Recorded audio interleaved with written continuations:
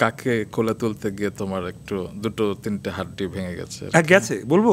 হ্যাঁ please please. ও আমার বন্ধুর জন্য বলতে পারি, সরি। তানদিশা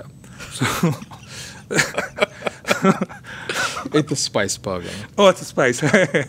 তো তিশা একটা স্বাধীনতা তুমি রাইট, যে নাটকটা আমার লেখা ছিল। ও মাই গড, সি আমার এটা কি নাজমুল রনি ডিরেকশন দিয়েছে? না, এটা তুহিন হোসেন ডিরেকশন দিয়েছে। ওকে, না তাহলে আরেকটা। ও আচ্ছা, তাহলে আরেকটা, সরি। তাহলে এটা তুহিন ভাইয়ের ডিরেকশন দিয়েছিল। এটা 3 বছর, 2022 সালে 16 ডিসেম্বরের কাজ। তো ওখানে আমি মুক্তিযোদ্ধা এবং ও একজন বীরাঙ্গনা যে মারা গেছে। সো পোস্টারটাই হবে যে ও লাশ আমি কোলে এইভাবে ধরে নিয়েছি। সো লাশ হলে কি হয়, নর্মালি কিন্তু নায়িকাদের কোলে ওরা একটা হাত রাখতে পারে, যেটাতে ওরাও নিজের ওয়েট একটু ক্যারি করে, কিন্তু ও তো লাশ। সো সম্পূর্ণ ওজনটা আমার নিতে হয়েছিল। সো ওর ওকে নিয়ে আমার পোস্টার তুলতেই মানে বেশিক্ষণ না, 1-1.5 মিনিট হয়তো ধরে রেখেছিলাম, বিকজ ফোকাস মিস হচ্ছিলো, এক্সপ্রেশন ভুল হচ্ছিলো, চুল ঠিক ছিল না, শাড়ি ঠিক ছিল না। এগুলো করতে করতে যে 2-4 মিনিট, হ্যাঁ 2-4 মিনিটের মতো হাতে রেখেছিলাম।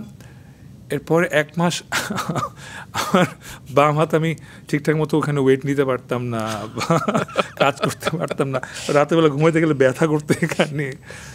আমার মনে হয় তিশা একটু প্রতিশোধ নিয়েছিল, কারণ আমি কি বলবো না, কি বলবেন আপনি? হ্যাঁ, কারণ 2020 or 21-এ তুমি একবার তিশাকে নিয়ে একটা স্ট্যাটাস দিয়েছিলে। আমি তিশাকে নিয়ে কোনো স্ট্যাটাস দিইনি। তিশাকে নিয়ে স্ট্যাটাস দিয়েছিলে, সেটা নিয়ে নিউজ হয়েছিল।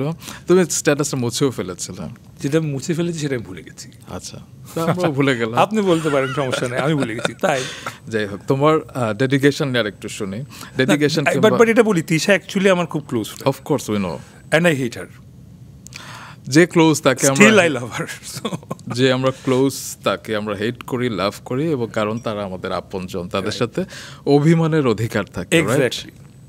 এবং এটা বলার অধিকার ছিল যে ওর কারণে আমার হাতের হাড্ডি ভাঙছে। হ্যাঁ, তিশা আমাদের শোতে আসলে তিশাকেও আমি জিজ্ঞেস করবো তোমার ব্যাপারে। ও কিছু বলতে পারবো না, কারণ ওর কোনো ক্ষতি করিনি আমি।